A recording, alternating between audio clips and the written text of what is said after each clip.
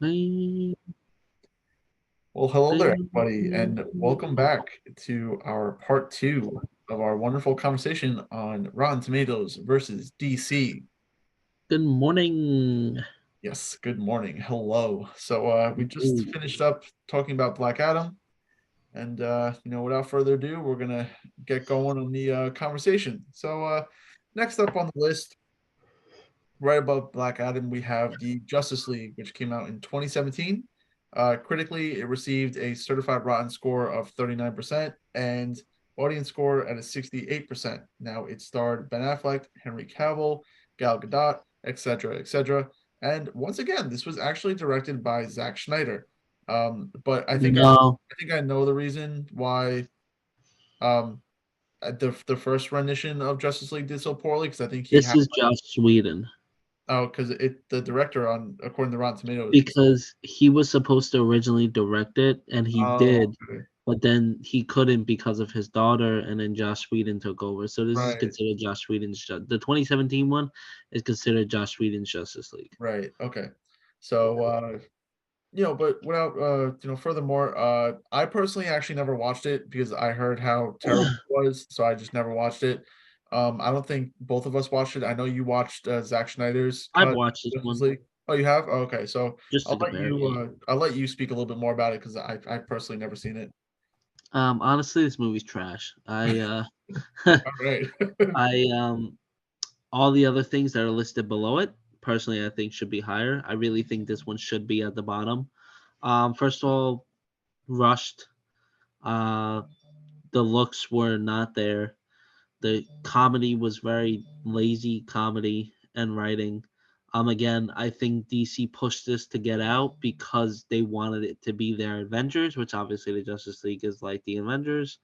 I think it was horrible considering that Zack Snyder started this, um, had his vision, and unfortunately, he had some family circumstances that he had to attend to. And they were like, "Nope, sorry, Josh Whedon, you're gonna finish it," because he did make the first two Avengers films, and obviously those are good films. But he struggled immensely with this. Um, I just I don't think it's a very rewatchable film. Again, there's action there, but there's no depth. Sorry. Um, you get introduced to these other characters such as Cyborg, the Flash, um, and so on. And I feel like their introductions is very lackluster. I don't care about any of these other characters. They don't make you care about these other characters. And what's it called? The villain that they had just he honestly sucked. His look was terrible, and it just again I feel like there was, even though there were stakes there supposedly, it didn't feel like there really were stakes. Um, Overall, I I recommend skipping this and just going straight to the Zack Snyder version of it because I feel like that was the actual version. Yes, it is 4 hours long, the Zack Snyder one, but I feel like it's just immensely better. Again, personally, why this has a 68% audience score, I couldn't tell you. Maybe it's because there are some decent action scenes, but I feel like there's no heart behind this film. Like if I looked at this film and the Avengers like side to side, it's just uncomparable in a sense. I see why it's got a 39%, but personally, I think it should be I think it should be rated below Suicide Squad on this list. I don't think it's even deserving of that spot. Not to sound harsh and not criticizing Josh Whedon in that way because he obviously can direct things, but I think the planning behind this movie was correct. But then when it had to be halted for something more important than getting a movie out, they just decided no, we need this out, rushed it, cut half of the vision, and made the characters what they were. Um, I didn't think they did Flash or Cyborg, especially Cyborg in this. I think Cyborg was one of the best characters to come out of the Justice League, and they did him no justice in this. And that's why I really like Zack Snyder's version because we see a lot behind that. So yeah, sorry to sound harsh, but it's not an enjoyable movie in my opinion. I'm sure if you went out there and asked other people, they would think so as well.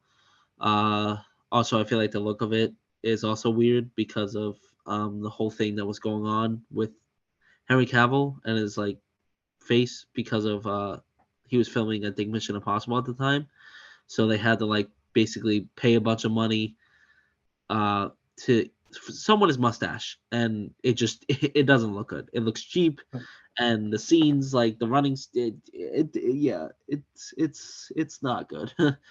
um but again, overall we try to seem positive on this podcast in the sense of even if bad movies are bad, they still have redeeming qualities. Yes, I feel like some of the action can save it, but other than that, I really feel like there's not much else to this film to save it. So yeah, I mean that's pretty much that. Uh, we're ready. Moving on to our next film, which I don't think either of us can talk about because we both didn't see it. We have Shazam: Fury of the Gods. This came out. This is the most recent DC movie that came out in 2023. This obviously is the second installment in the Shazam, I guess you could say, franchise. I don't know if they're doing another movie. I doubt it. Starring the likes of Zachary Levi, Helen Mirren, Lucy Liu, Rachel Ziegler, and a bunch of other ones. This is actually coming in 10% more than the Justice League at a 49% Rotten Tomatoes, with an 86% audience score. So this is actually the second 80% audience score we've seen, similar to Black Adam. Uh, Again, I have not seen this film, so there is not much I can say about this. From what I've heard, it definitely is a step down from the first film. I feel like it takes a lot of, at least from the clips or anything I've seen, I feel like it takes a lot of uh, what, the wonder and, what kind of got us interested in Shazam in the first Shazam and kind of turned it into this big, CGI thing. I think all the actors and actresses are great, and again, it seems like there are some redeeming qualities of the film. But unfortunately, since I have not seen it, I can only go based off of what I heard and the clips that I have seen. I'll probably try to watch it at some point, either on a movie website or whenever it comes to HBO Max or something, or wherever I can get my hands on it. I have both the posters, but overall, I can't say anything about the film. I From what I know, it's a step down, but whether or not it's that much of a step down, I can't say. It's definitely a lot more focused on Shazam and his siblings rather than just Shazam. So maybe that was a wrong direction, but who knows? Um, maybe because of what happened with Black Adam, there was stuff in this movie that was supposed to happen but didn't. I feel like the whole DC universe can be up to question at many points throughout this conversation, so it's hard to say. So I mean, I don't know if you got anything to chime in because I know you didn't see it as well. Um, no, not really. I mean, based on the scores, I feel like they're pretty accurate, to be honest. I am surprised by the audience score. I didn't think people would have enjoyed it that much, but I could definitely see critically why it is certified rotten. I agree with you that the actors and actresses like are really well done, and that they are good people. But just unfortunately, it was a step down from the first Shazam, and it just didn't have the same magic, which is what led it to be so low on the list. So yeah, unfortunately we can't say more, but we don't want to speculate and say a bunch of stuff and then have it not be true because we haven't obviously seen it. So we don't want to place judgment where it's not due because again we don't have enough information to provide for it. So Yeah. moving on to the next movie above this, we have Man of Steel in 2013. Critically, it is certified rotten at 56%, and audience score is at 75%. Again, it's starring Henry Cavill, Amy Adams, and Michael Shannon.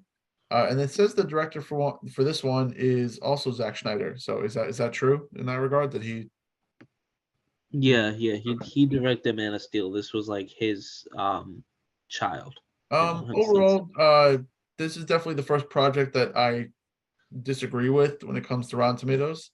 I think the critic score is kind of harsh. I could definitely see it as a pretty mid-tier movie. I would say maybe uh, high 60s, maybe low 70s. I think it was a great movie. I would. This is probably one of the exceptions that I would watch again. If I ever wanted to just sit down and watch a DC movie, I would just make an effort to pick this one out and watch it. I really enjoyed Henry Cavill in this. I enjoyed the storyline. I enjoyed the whole like, kind of like introduction of like, Krypton and other Kryptonians coming down to the to Earth. And yeah, I mean it was a great movie. It had a lot of action. Um, had a lot of character development for Henry Cavill and Superman as a whole, as he tried to juggle his past with who he basically has become on Earth. And yeah, I mean, I think the audience score is pretty well warranted. Again, you had some people that liked this one, you had some people that did not, but I think the critic score is pretty low. Like I said, I could see it. I could see the critic score sitting at like a 75 as well, or even in like the high 60s. But yeah, no, I mean, real enjoyable for me personally. Definitely one of the better Superman film, and I think Henry Cavill as Superman is a great a great role. I really could not picture anybody else as Superman at the moment. But yeah, I thought it was pretty solid. Yeah, I mean, this is a DC film that is often regarded, in a lot of people's tops, DC films or even comic book films.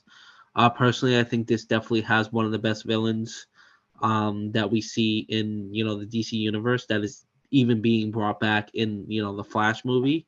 Um, I think great action scenes. I think some of the best shots in a DC film. Again, this is, 10 years old now, which is crazy. And this was really, I believe this is the oldest movie on this list in the current DC universe.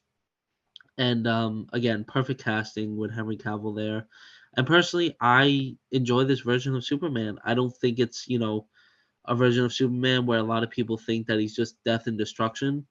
I feel like, in the beginning, we see pretty much the embodiment of what Superman is, even throughout this film.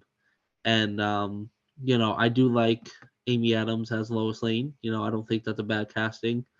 And overall, I would agree more with the audience score, and that's probably where I would put it in terms of a Rotten Tomato score. I wouldn't consider this film rotten. I would put it around the 70%. So again, this is where we are going to agree, both of us, with Rotten Tomatoes. Um, but it's a shame that we did not see a second Superman film. I wouldn't consider Batman with Superman a Superman film or a Batman film. I just consider it a DC film. It's a shame we didn't see another, more of Henry Cavill's Superman. And I feel like that's where DC faulted. Where it really could have been something else. Not a bad introduction. Fight scene's great. Action great. I think some of the best shots that we had of Superman in terms of cinematography and background, and great castings all around. So overall, a well and good film. So I mean, moving on to the next film in our list, and we are actually one, two, three, four, five, six, seven, eight. We are in our top eight now. At our eighth spot, we have Wonder Woman 84. This is another more recent film of DC coming in at 2020, um, starring the likes of Gal Gadot as Wonder Woman, of course, Chris Pine as Steve, Kristen Wiig, who plays the Cheetah, and what's it called? Pedro Pascal is also in this film as Maxwell Lord, I believe his name is, and we also have the same director from the first film, Patty Jenkins. So this film actually came out. If you guys aren't aware, obviously 2020 was COVID time. This is a film that both me and my brother did work. Yeah, you were still at the movie. Yeah, you were still at the movies. This is a film both me and my brother worked. This was probably, I will say, the most popular movie in COVID era. This and Godzilla vs Kong and Mortal Kombat were probably the most popular ones from what I remember in the COVID era. Obviously, this is not, an extremely popular DC film, and a lot of people regard this at the bottom of the list. I'm a little surprised it's more towards the top, but again, this is not a big list, so maybe a little different. Um, I try to find a lot of. Oh, sorry. It has a 58% on Rotten Tomatoes. It is certified rotten. but it has a 73% audience score. I agree with that audience score. I see why it's around that area, and the score, Rotten score, critic score, maybe I will bump it up to a 60. Um, I feel like there are certain redeeming qualities of this film, such as I do like the era it's in, a lot of color, a lot of wonder. Um, Again, I love Gal Gadot as Wonder Woman. I do think that it's one of the best castings they've ever done.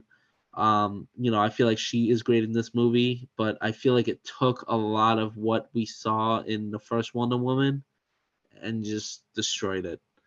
I feel like we saw a significantly weaker, Wonder Woman in this, which again I get for certain parts of the story.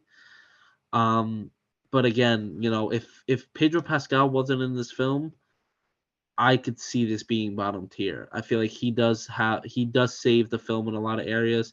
Pe- um, Kristen Wiig as the cheetah actually wasn't a bad casting in my opinion. I thought she actually played the character pretty well. Unfortunately, it just wasn't there. The action scenes, I feel like they were so lazy. Especially with the budget they probably had. The ending fight scene between Wonder Woman and the cheetah was just her swinging around, um, you know, running away from the cheetah. And then the suit was cool. I like the suit, but again, I feel like this was all just kind of cheap stuff to have an excuse for not really a big fight. And again, you don't always need a big action scene, but I feel like, you know, there's definitely some parts of the movie that aren't there. Again, I love the look, I love the colors. I do like, I think the beginning of the movie is one of the best parts of it because I like that, Wonder Woman is kind of trying to keep herself a secret. She's reminiscing about Steve. Um, I like how she's still living this, she's trying to live a normal life, but she can't let that part go. But I feel like somewhere in the middle we get lost in a lot of different things. Um, so overall, this is kind of a disappointing film, especially considering how good the first Wonder Woman is, and this kind of cut out a lot of hope for a third Wonder Woman film.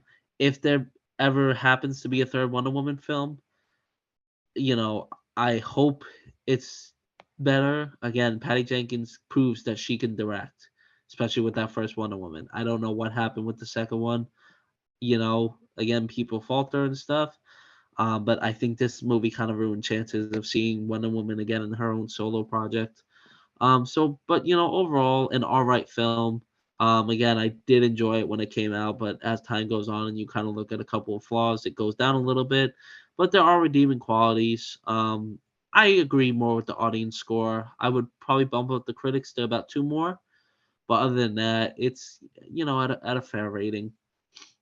Yeah, I agree. I'd probably keep, well, for starters, I'd probably keep the ratings pretty much where they're at. I mean, I could see you wanting to bump it up at least two just to get it out of that like certified rotten category.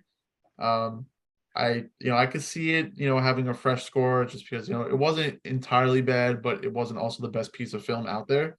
Yeah. Um, Again, I thought the actors and actresses were great. Like you said with Kristen Wiig, I mean, I thought she did a great job as the cheetah. Really brought some life to the character, and you kind of understood her motives, which made her character a little bit better. Pedro Pascal absolutely kills the role as the antagonist. I think a lot of people forget that he was in that movie because he's had This a is when lot he of was like blowing up because of the right. Mandalorian and everything. Right, because he's had some bigger roles, so I think a lot of people forget that he was the antagonist. But the motives behind his I guess villainy were kind of wholesome. If I remember correctly, I think it was to help like his family or something, like to help better his like daughter or family or something like that. He had a son, and yeah, I believe again, I think his character is done pretty well. That's why I feel like he is probably one of the best redeeming qualities. Like I feel like if he wasn't in this film, it could be considered like one of the worst DC films out there. Um, so yeah. But I mean, no, I agree that the action was a little lackluster. I mean, again, they have that totally like sick golden suit made for her, and like you said, the rest of the fight she just kind of like twirls around, when she fights Cheetah.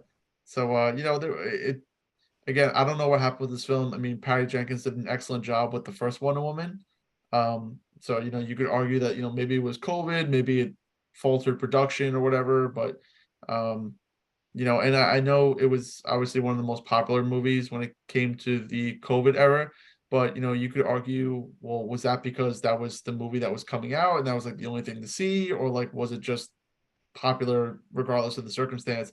I think it's a little bit of both. I think people that loved Wonder Woman were going to see it, and I think it was also one of the bigger movies that was still out during COVID. So I think both those factors combined like made it a popular movie, which is why it has, a pretty decent audience score. But no, I mean overall, I'm pretty comfortable with the placement. It's again comparing this to Marvel, it's kind of sad that in their top 10, their eighth film is still certified rotten. So that just goes to show how like compared to Marvel's top 10, they were all at least fresh, certified fresh. But in DC, their top 10, I think three of their projects are certified rotten. Um, I mean, we haven't even gotten to the certified fresh ones yet. So I mean, we're about to be the first fresh one out of the whole entire list in our next one. But yeah, I mean, overall, it was a pretty decent movie. I enjoyed watching it. Obviously I don't think it's better than the original Wonder Woman.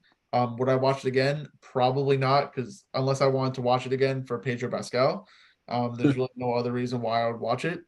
But no, it's a shame that it was so poor. But maybe they'll have some sort of project in the future to maybe redeem the qualities of Wonder Woman, because she's such a beloved character. So I don't think the love for her is going to fade at all.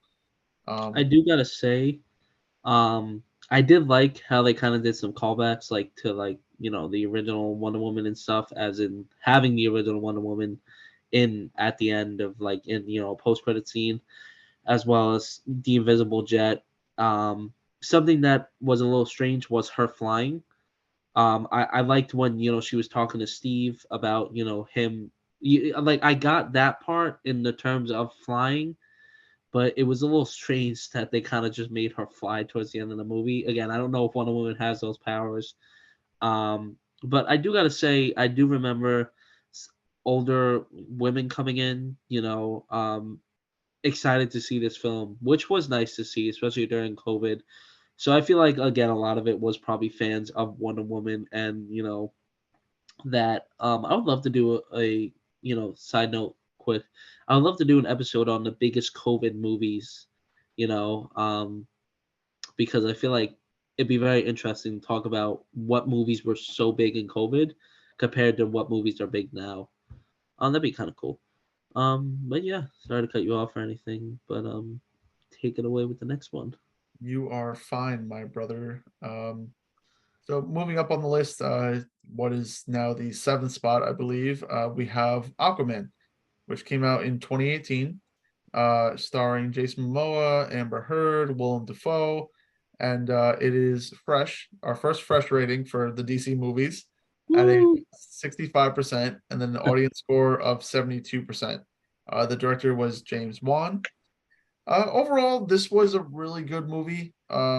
This is definitely another movie that I would sit down and like purposely pick out to watch again and again, because honestly, I think Aquaman is one of my favorite DC characters.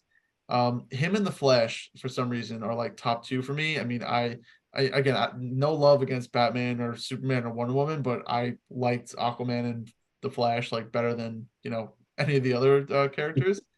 Um, Great film. Jason Momoa like is just totally natural in his role as Aquaman. Honestly, I don't really want to talk too much about Amber Heard just because everything kind of going around with her. Uh, Yeah, Willem Dafoe, I think in his role, he played a smaller but a pivotal part, because he was the one that kind of like raised Aquaman and trained him and kind of taught him everything he knows. Do you remember the actor's name for the antagonist? His half brother. oh yeah, He's a very well known actor. I just don't know his name. yeah. Does he play? He plays in He the plays in the Exorcist movies. yeah, Not Exorcist. the Insidious movies, I think. Yeah. Um, he didn't he also play Better Call Saul guy? No, somebody else. Are you sure he didn't play Saul Goodman? Hmm. Let me look it up. But while he's looking I feel that like up, it's I feel like it's Patrick something. right? While he's looking that up, his half brother, as the antagonist, was amazing throughout the film. I mean, you understood his motives, kind of similar to somebody like Ultron or Thanos. Patrick Wilson. Patrick Wilson, yes. I was right. It wasn't Patrick. His Oh my his God, mo- Nicole Kidman. Sorry. oh yeah, well, yeah, she was in the film, right? Yeah, yeah, Yeah, yes, because she was Jason Momoa's mother. Yeah, she yeah. So, makes Aquaman better. right, Heartbreak yeah. is good in the Aquaman movie. So we had we have Tamora Morrison also playing Aquaman's father. Like a So panther. yeah. So we had a decently A good star-studded, cast. yeah, we had a decently A star-studded, majority good cast. and then also we had I don't know the actor's name, but we had the one of the guys from the Expendable films play uh Oh, Dolph Lundgren. Yeah. yeah, we had him play like an Atlantean person. Um so getting back on track, besides the star-studded cast, overall the story was pretty good. I mean, all the CGI shots and everything was amazing. They did it really well with that. The story was pretty straightforward. You had Aquaman basically re-fulfilling his roles, as the rightful ruler of Atlantis. Kind of discovering the backstory of his family, where he comes from, and then you have his half brother basically kind of in the same boat. He thinks he's the rightful ruler of Atlantis. He has his own reasons for hating Aquaman and the surface people, and that's why he wants to go to war with them. But overall, I mean, I thought it did a good job of fleshing out Aquaman's character. I guess in the DC timeline, this probably takes place like right before Justice League, so you kind of see like his character development, like behind the scenes, like how he gets his famous trident.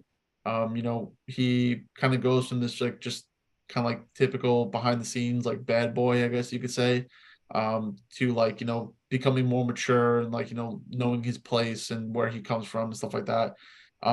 Black Mantis also as an antagonist Black was. Panther. Oh, I'm sorry, Black Manta. It was Manta Mantis. He was really well done. I loved his costume design. I think it was really cool. He was definitely a cool character. Um, and I'm excited to see if he's going to come back, because obviously the post credit of the movie showed that he was still alive. Um, and he does still have that Atlantean technology. So I am curious to see if he's going to come back. It would be cool to see him return in the next installment of Aquaman, but we'll have to wait and see. So I am very curious for the next Aquaman because it's 5 years after the first one came out. Again, time in the film I don't know, but what's it called? We also saw Jimmy Woo, I think, in the post credit as well. Because remember, he was like, Atlantis is real, and people were like, yes, Atlantis is yes, real. he was like the crazy Yeah. news reporter. Where yeah, But again, like I feel like the cast of this film, again, Jason Momoa, I feel like he's just so natural in that role, and he's so badass in that role. Patrick Wilson, I feel like he's a good rival to Aquaman in this film. Um, I feel like Nicole Kidman and Tamara Morrison in their roles are also great as well. Um, and it's also nice to see Willem Dafoe and Dolph Lundgren in other supporting roles. Overall, I feel like this is such a rewatchable film. I feel like we probably both rewatched this film like at least 5 times or more. It's usually always on TV or on when you go on a plane. It's usually a movie to pick. Honestly, I feel like it's always there. Um, and overall, it's a fun film. I feel like there's a lot of enjoyable parts to this. I feel like the story, again, we know Aquaman's story. They go over it in the beginning, obviously, but we all know the story of Aquaman. So they don't need to go crazy on that. Again, the look of the water, the action scenes, everything else, and the character development, even through the film, is also great as well. So again, there's a lot of things to like about this film, and not too many things to hate. Or dislike, excuse me. But looking forward to what they really do with the character in the next installment of the film, because we've only seen Aquaman in a couple of other appearances along the way, so it's going to be quite exciting. So it's definitely it's at a good place on this list. So now coming in to our top six, we have Zack Snyder's Justice League. This has a rating of 71% on Rotten Tomatoes. and it actually has the best audience score on this list, I believe, coming in at a 93% audience score, which is massive. Obviously, the stars the same people as the original Justice League, but Affleck, Gal Gadot, Henry Cavill, Ezra Miller, um, Amy Adams is in, it, I believe, and a couple others as well. We have Zack Snyder directing this, obviously, since this is Zack Snyder's Justice League. This movie was actually pretty interesting in the fact that it was not a film release. It was not released in theaters. It was just released on HBO Max.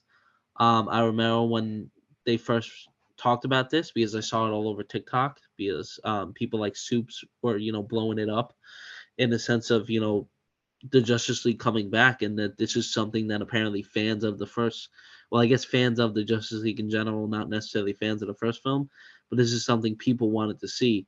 Again, I know my brother has not seen this film, and I'm sure a lot of other people haven't because again, it is a 4-hour film. I believe that is around the runtime. It's very long. Some people may say a little too long. Personally, again, I've only seen it once. I wanted to rewatch it, but again, you gotta set aside a lot of time.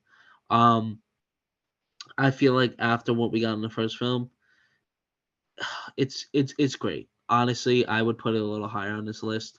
Um, there are so many good qualities of this film. Obviously, we see two more villains introduced. We see Darkseid in live action, who is absolutely badass. All the flashbacks to the time of Darkseid coming to Earth many and many years ago is just fantastic. All the scenes that take place on Themyscira, sorry if I said that wrong, or in terms of the Amazonian women, all those scenes, amazing. Um, I I feel like Cyborg is one of the best parts of this film. Again, if you haven't seen it and you watch it, you are going to love his character in this. The Flash immensely better in this. Again, I feel like they do his character very well. Um, I feel, again, we basically, how I would describe it is in the first 2 hours, that is spent basically giving about a half an hour to each character and seeing a little more about them, whether it's introducing them, reintroducing them, a little more backstory, whatever it is. Action phenomenal. Can't complain about the action. Score, look, everything beautiful. Ending is great as well. I feel like this is the vision that the Justice League was meant to be portrayed as. And if this came out, you know, uh, whether it was now or a couple of years ago, if this was the first taste of the Justice League people got in their mouths, they would definitely want more. This is again like I ain't no big super DC fan, but this is a great film. It's a shame and a blessing that it's both 4 hours long because I feel like it gives you so much that it'd be hard to cram it into a less amount of time. But it's one of the best DC films out there, and it's a shame that we never saw it in theaters. I hope one day they will re-release it, maybe in a couple of years if possible, but I'm not sure what will go on with that. Oh, this is something I should try to do at work. I'll think about that later. Um, Also, we do see Jared Leto's Joker back in this, which I believe that like a minute scene is better than any other portrayal of the Joker we've seen as him. Um, the nightmare sequence also great as well. Again, there's really not much to complain about for this film besides probably its length. You could consider it a little boring at parts. Also, they do play a Phil, when you watch it, you'll know what I'm talking about. But they play a theme of like basically not the Wonder Woman theme, but another theme where it's almost like an old like Greek choir, but really loud. Every time like she walks into the room, it's just there. It's just like like I don't know, some crap like that. But overall, I love how they treat the characters in this film, and I feel like this is where you actually see almost like how James Gunn treats the Guardians. I feel like this is kind of how they should have been treated, and I think Zack Snyder does it so much justice.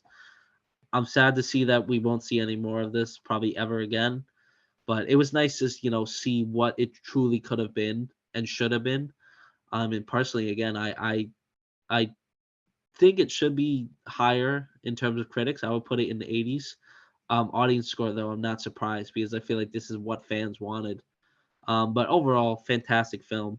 If you haven't, go out and watch it. I know there's even a black and white version of it, but I would just watch it in color to be honest. But overall, great, great, great.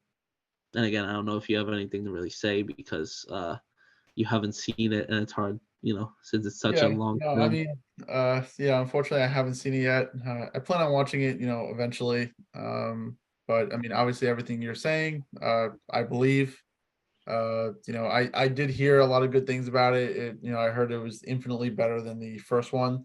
I would love to just like sit and like watch them like side by side to see like how much more like Zack Snyder's cut So much better. adds to Justice League versus the original cut. But no, I mean I believe it, and I think it's probably one of the best projects that DC has put out. And like you said, if Zack Schneider was able to, encompass that vision, and his daughter wasn't sick, and he was able to spend more time on the film, I mean, it would have, obviously the original Justice League would have been so much better. Yeah, Um, for sure. so let's see, we got one, two, three, four, But 5 projects left. We almost got like a minute left of this recording, so I think unfortunately we're gonna have to wrap this part up, and then we could do one quick final part three, just breaking down the top five, and then that will be it for our recording session. So I think we should cut it here. hold Um, on. I feel like why it's taking us so much longer is because we're able to kind of talk more about the films because there's like less than half of what Marvel has, yeah, you know. But sorry, okay, you can continue. yeah, no, I mean that's exactly why, because there's only 14 projects versus something like Marvel or Star Wars, 26. when there was like, yeah, further in the double digits. But with this list, we're able to flush it out more, and kind of go into depth. I mean, even if we haven't seen some of them, or it's been a while since we've seen some of them, we're able to kind of deep dive and give more of a in-depth opinion. And for those of you that are going to be watching this on YouTube, I'm going to try to just condense it into like one long video. I mean, I know it's possible. So hopefully I don't have to put out 3 parts, because I've noticed that people tend to view the videos on YouTube more if they're just in one video versus just like, part one and part two, because our part ones always get more views than our part two. So I'm gonna see if I can just make this like one long hour plus episode, for you just to put on in the background while you're relaxing or whatever. But we're gonna wrap up this part right now, and then we'll be back in a second for our third and final part of this conversation. Okay, let's go.